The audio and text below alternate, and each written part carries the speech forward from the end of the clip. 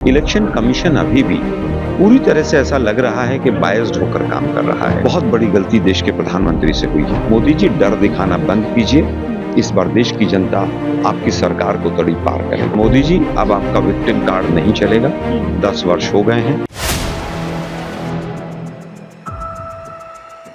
इस समय चुनाव चल रहा है। पहला चरण हो चुका है, दूसरे चरण के लिए मतदान हो रहा है। लेकिन दूसरे चरण के मतदान से पहले ही जो चुनावी जवाबदेही होती है, जो चुनावी बयानबाजी होती है, वो तेज हो चुकी है। एक तरफ प्रधानमंत्री मोदी जी लगातार इस तरीके के बयान दे रहे हैं, जिसके बाद विवाद छिड़ रहा है, और उधर से जवाब भी बहुत तेज मिले। लेकिन इस पर इलेक्शन कमीशन ने संज्ञान लेते हुए, हालांकि कांग्रेस इससे पहले कई बार इलेक्शन कमीशन में गई और शिकायत भी की है, लेकिन यही बोला जाता था कि इलेक्शन कमीशन संज्ञान नहीं ले रहा। 3 दिन के बाद प्रधानमंत्री मोदी जी जब राजस्थान में बयान देते हैं, 3 दिन के बाद संज्ञान लिया जा रहा है, नोटिस दिया गया है, साथ में राहुल गांधी जी के लिए भी नोटिस दिया गया है। क्या कहेंगे सर? देखिए, इलेक्शन कमीशन को अगर कहीं पर भी कांग्रेस पार्टी या उसके लीडर्स के खिलाफ कोई भी चीज लगती है तो वो स्वतंत्र है नोटिस देने के लिए। लेकिन दुर्भाग्य यह है कि देश के प्रधानमंत्री ने इतनी बड़ी बात, विभाजनकारी बात, और जिस तरह से निम्न स्तरीय शब्दावली का इस्तेमाल किया गया, इलेक्शन कमीशन अभी भी पूरी तरह से ऐसा लग रहा है कि बायस्ड होकर काम कर रहा है।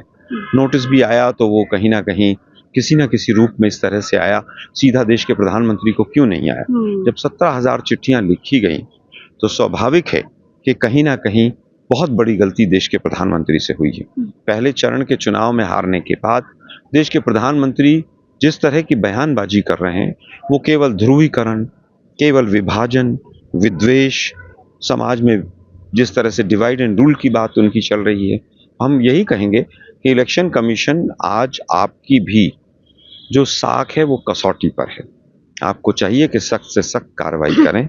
हमने ऑफिशियल कंप्लेंट की थी और इलेक्शन कमीशन से हम उम्मीद करते हैं कि आने वाले दिनों में वो अपनी भूमिका को ऐसी ना बनाए कि जीवन में लोग याद करें कि इलेक्शन कमीशन निष्पक्ष होकर काम नहीं कर रहा था। आलोक जी, आप हमेशा ऐसा आरोप लगाते हैं कि निष्पक्ष तरीके से इलेक्शन कमीशन बात नहीं करता है, और जैसे अभी हमने देखा कि 3 दिन बाद जब पहले बोला गया, उन्होंने बोला मैं कोई टिप्पणी नहीं करेंगे हम लोग।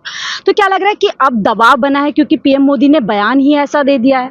देखिए, ये कहीं ना कहीं अभी भी आई वॉश लग रहा है। ऐसा नहीं लग रहा कि वास्तव में इलेक्शन कमीशन इस समस्या का निवारण चाहता है, या इलेक्शन कमीशन मोदी जी को किसी भी तरह से वास्तव में कटघरे में खड़ा करना चाहता है। ये केवल आई वॉश लग रहा है, क्योंकि केवल देश में नहीं, विदेशों में भी जिस तरह से इस पद की गरिमा गिरी है, ये देश के लिए दुर्भाग्यपूर्ण है। आलोक जी, क्या चुनाव में मुद्दे खत्म हो चुके हैं? जिस तरीके से अब मंगलसूत्र की बात की जा रही है, मुसलमान की बात की जा रही है, मछली की बात की जा रही है।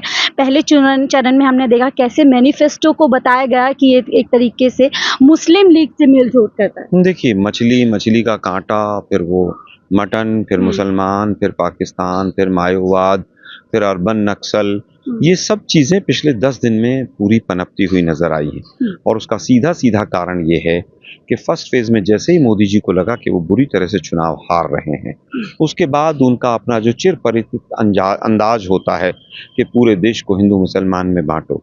देश के प्रधानमंत्री जब शमशान कब्रिस्तान के नाम पर वोट मांगते हो, देश के प्रधानमंत्री जब 80-20 की बात करते हों और कहते हो दंगाइयों को मैं कपड़े से पहचान लेता हूं, तो मुझे लगता है ये देश के लिए बहुत दुर्भाग्यपूर्ण है कि संविधान के सर्वोच्च पद पर बैठा व्यक्ति इस तरह की भाषा का इस्तेमाल कर रहा है और इस तरह वो वोट पाना चाहता है। क्या देश की महिलाएं डरती हैं? क्या हिंदू हो, मुसलमान हो, क्या वो डरते हैं? क्या देश की महिलाएं अपने मंगलसूत्र को बचाने के लिए क्या मोदी जी से डरेंगी? मोदी जी, डर दिखाना बंद कीजिए। इस बार देश की जनता आपकी सरकार को तड़ी पार करेगी। लेकिन सर, एक और सवाल बनता है कि हमने देखा राहुल गांधी शुरू से आक्रामक थे, बेरोजगारी की बात कर रहे थे, महंगाई की बात कर रहे थे, गरीबी की बात कर रहे थे, जनता से जुड़े मुद्दों की बात कर रहे थे। लेकिन आप जिस भी रैली में जा रहे हैं, जाति जनगणना पे ज्यादा जो है फोकस होकर के बात कर रहे हैं। तो क्या मुद्दे अब विपक्ष के पास भी खत्म हो चुके हैं? नहीं, ऐसा नहीं। हमारा पहले से मुद्दा था।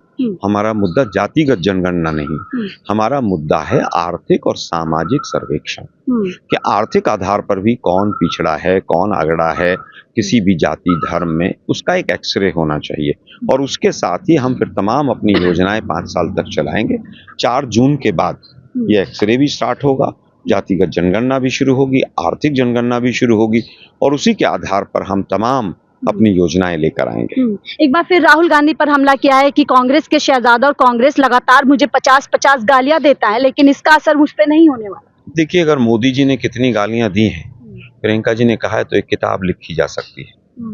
मोदी जी तो आज तक अपनी हर भाषा में पहले प्रधानमंत्री से लेकर वर्तमान प्रधानमंत्री को हमेशा से ही जिस निम्न स्तरीय भाषा का उपयोग करते आए हैं वो पूरे देश ने देखा है। लेकिन मोदी जी, अब आपका विक्टिम कार्ड नहीं चलेगा। 10 वर्ष हो गए हैं। आप बताइए, 35 रुपए में डॉलर, 35 रुपए में पेट्रोल, महंगाई कितनी कम हुई, 2 करोड़ रोजगार कहाँ हैं, 100 स्मार्ट सिटी कहाँ हैं, किसान की आमदनी डबल हुई कि नहीं। अब चुनाव इन बिंदुओं पर हो रहा है। एक और हमला किया है कि विपक्ष 1 ईयर 1 PM पे डिस्कशन कर रहा है, यानी कि एक चेहरा वहां पर ऐसा नहीं है जो देश को रिप्रेजेंट कर सके। देखिए, देश के प्रधानमंत्री की सिचुएशन अब मानसिक ऐसी ही हो गई है जैसी नीतीश जी की है।